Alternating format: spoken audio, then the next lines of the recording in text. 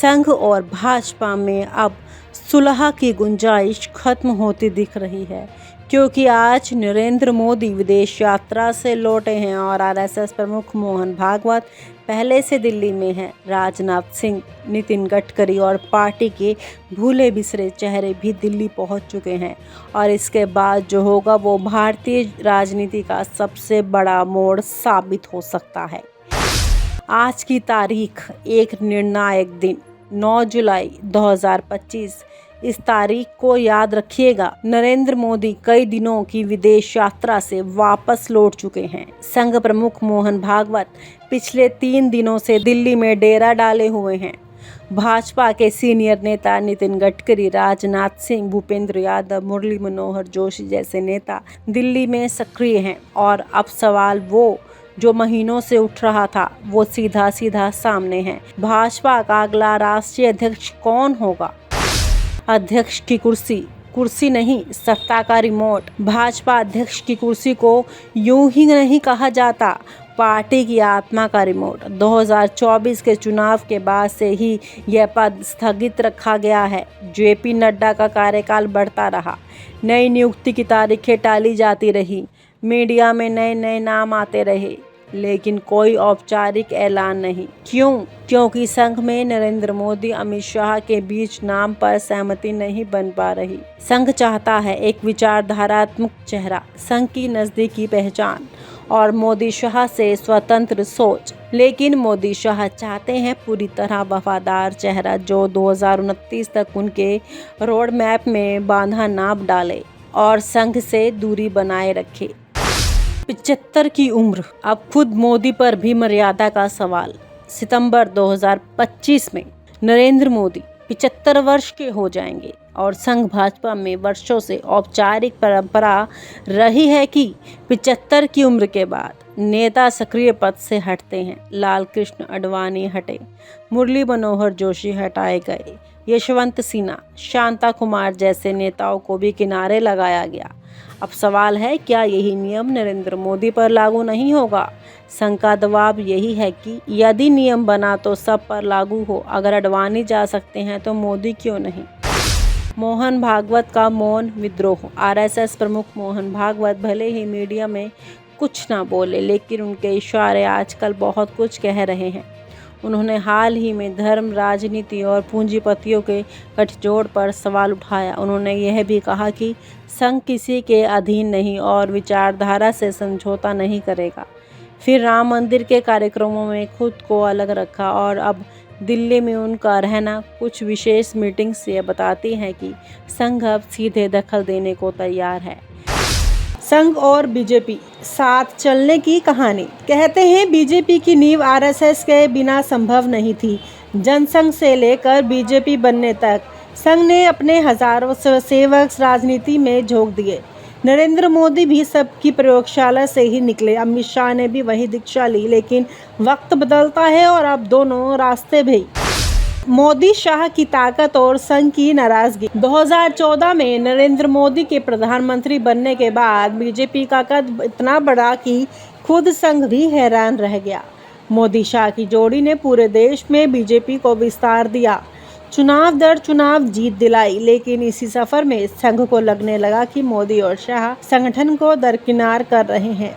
संघ के बड़े नेता आपस में कहते हैं मोदी शाह अब सिर्फ अपने भरोसे के लोगों को आगे बढ़ा रहे हैं, संघ की बात कम सुनते हैं। यही बात धीरे धीरे मनमुटाव में बदलने लगी। जब मोहन भागवत बने मोदी शाह की आग की किरकिरी। मोहन भागवत जो आमतौर पर पर्दे के पीछे से काम करते हैं, अब खुलकर सामने आ चुके हैं।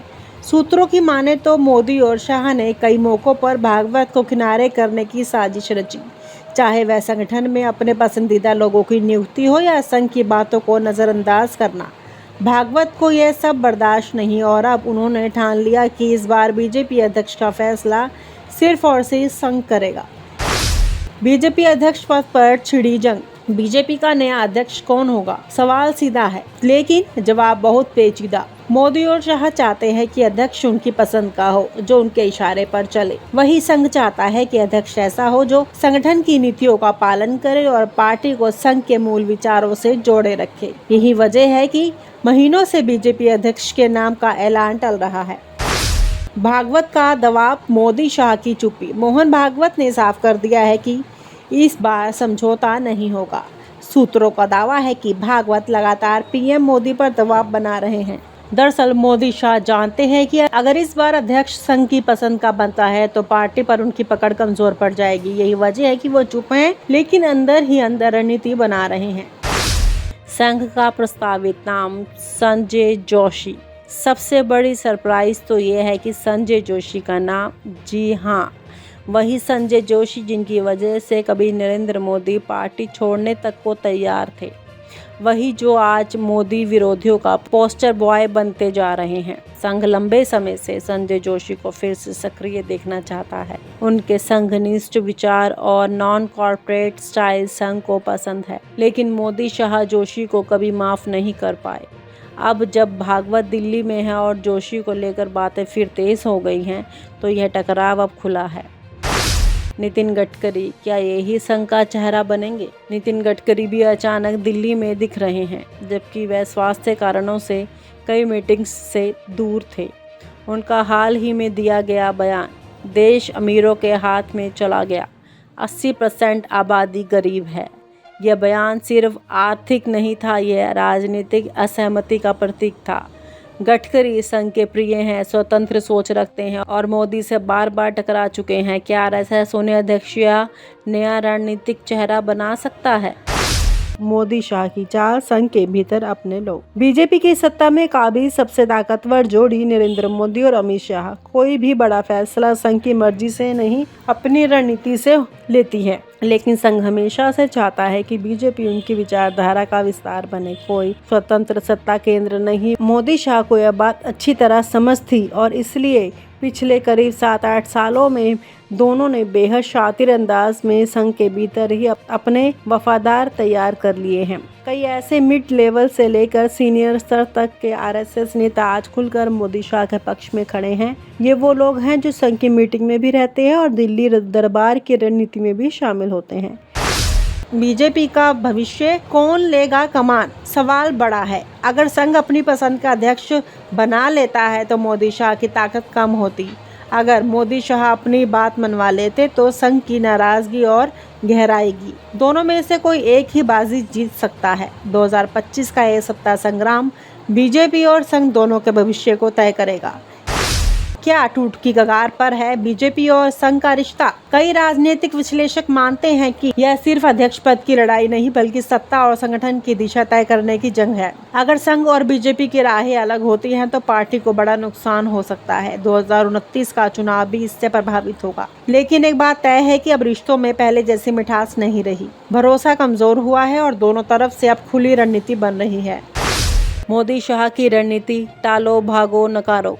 मोदी शाह इस समय हर कीमत पर इस बहस को टालना चाहते हैं। वे अभी तक अध्यक्ष के नाम पर चुप हैं। मीडिया को कोई ब्रीफिंग नहीं दी जा रही। आरएसएस की मांगों को सुनकर अनसुना किया जा रहा है। लेकिन अब हालात ऐसे हैं कि टालना भी टकराव को जन्म दे सकता है। इतना भी क्या डर है संघ से, या फिर इस बात का है कि कहीं ये लड़ाई पार्टी की दिशा ही ना बदल दे? अब सवाल है आगे क्या अध्यक्ष का नाम घोषित होगा या फिर सितंबर तक घसीटा जाएगा? क्या मोदी 75 पार करने के बाद भी सत्ता में बने रहेंगे? क्या आरएसएस खुलकर विरोध करेगा? क्या संजय जोशी या गडकरी जैसे नाम पार्टी की मुख्य धारा में वापस आएंगे? एक बात तय है, अब खेल बंद कमरे में नहीं, जनता के सामने खेला जाएगा। दोस्तों, अब वो दौर नहीं जब भाजपा और संघ के रिश्ते को सिर्फ गुरु शिष्य कहा जाए। अब यह रिश्ता संघ बनाम सत्ता में बदल गया है। एक तरफ वो संघ है जो विचारधारा का संरक्षक बनना चाहता है और दूसरी तरफ वो भाजपा है जो सत्ता की गारंटी चाहती है। अब टकराव शुरू हो चुका है, खुला, बेनकाब और निर्णायक। अब देखना ये है कि ये लड़ाई कौन जीतता है। और आप हमसे जुड़े रहने के लिए सब्सक्राइब करें YouTube पर, फॉलो करें Twitter पर और लाइक करें Facebook पर। और ज्यादा जानकारी के लिए आपको टाइप करना होगा सिर्फ न्यूज़ नशा।